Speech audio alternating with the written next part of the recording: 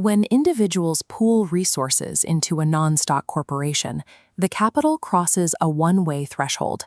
It enters to fuel a specific mission, but the law strictly bars it from exiting as private profit. This is the forensic definition under Section 86 of the Revised Corporation Code. Absolutely no part of the corporate income can be distributed as dividends to its members, trustees, or officers.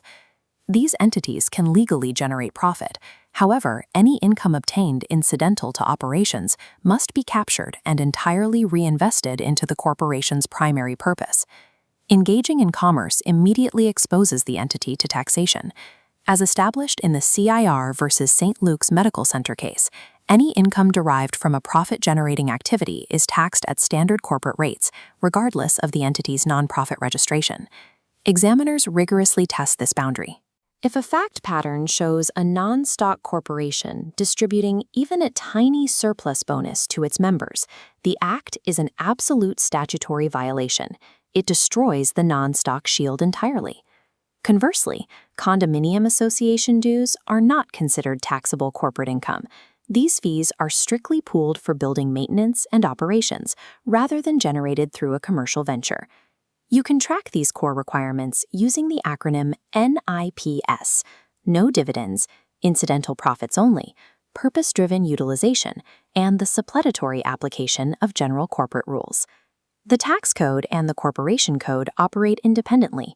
A non-stock registration provides an operational structure, not blanket tax immunity. It is a legal cage designed to ensure capital strictly serves a mission. Section 87 lists the exact structural pillars permitted for these entities.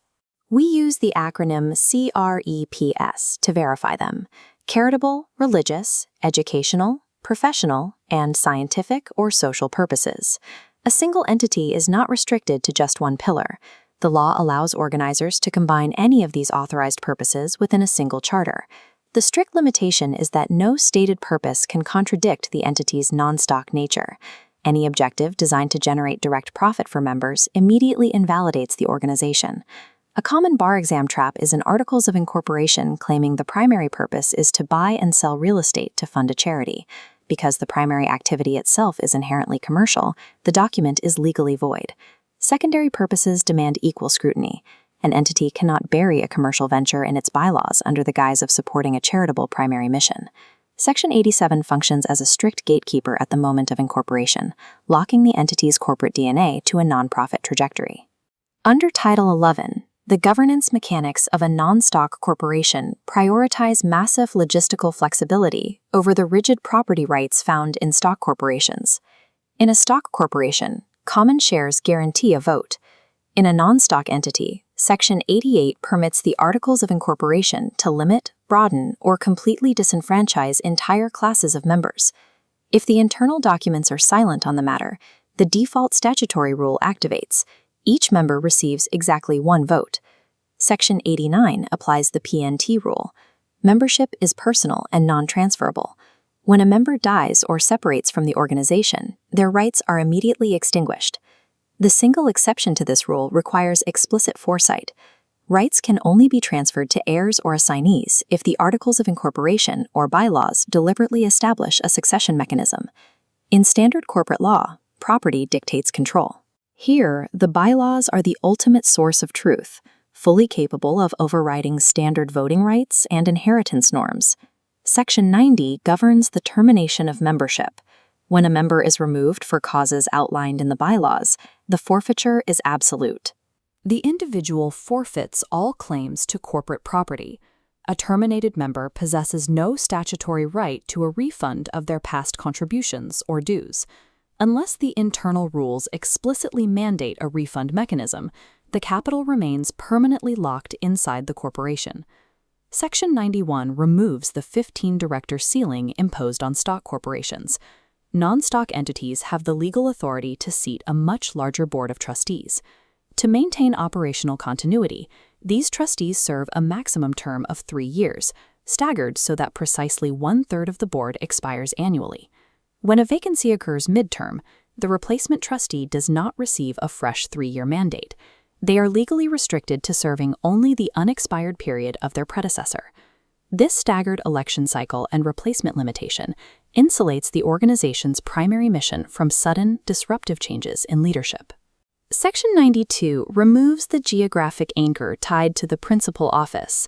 Non-stock entities possess a unique domestic free roam privilege for their physical meetings.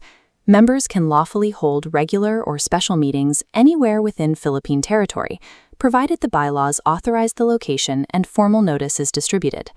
This flexibility stops strictly at the national border. A meeting convened in a foreign territory renders all proceedings void and of no effect. To manage this dispersed voting base, the corporation is required to update its official list of members and proxies exactly 20 days before any scheduled election to ensure transparency.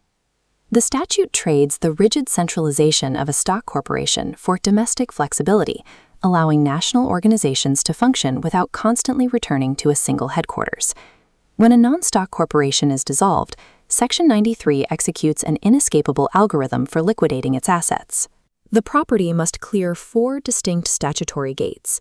The first absolute priority is the satisfaction of all corporate debts and liabilities. No property moves to the subsequent stages until every creditor is fully paid. Next, the Cypress rule activates. Assets originally donated for specific charitable or religious purposes must be directly transferred to another nonprofit organization operating with a substantially similar mission. Finally, the law deploys a strict escheatment failsafe.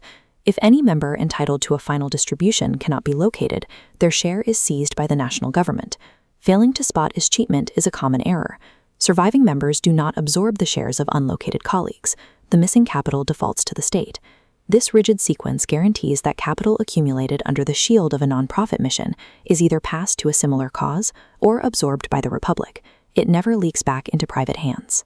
To lawfully execute this liquidation, Section 94 mandates the adoption of a formal plan of distribution of assets to prevent arbitrary property transfers. This plan requires a strict dual authorization protocol. It needs a majority vote from the Board of Trustees recommending the distribution, followed by a 2/3 ratification vote from the members having voting rights.